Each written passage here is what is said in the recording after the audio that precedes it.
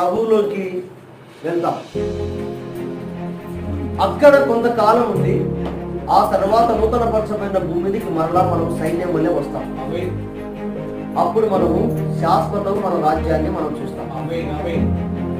కాబట్టి దేవుడు మనకి ఇచ్చినటువంటి పాత్ర ఏమైతే ఉన్నదో దాన్ని మనం నెరవేర్చుకోవాలి.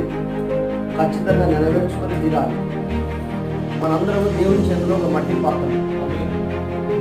కాబట్టి దేవుడు మనల్ని ఏ స్థితి ఇచ్చినా సరే ఆ స్థితిని బట్టి మనం నమ్మకంగా దేవుడి కొరకు బతకాలి. నువ్వు ఎంతకాలం బతుకుతున్నావని కాదు, ఎన్ని రోజులు ఉన్నావని కాదు, నువ్వు ఎంత సంపాదించావని కాదు. దేవుడు ఇవన్నీ కూడా లెక్కలోకి తీసుకోండి. నువ్వు ఎంతకాలం బతికినా దేవుని కొరకు ఎంత నమ్మకంగా జీవించావన్నదే లెక్కలేదు. కాబట్టి మనం జాగ్రత్తగా ఎదిగి బతకాలి.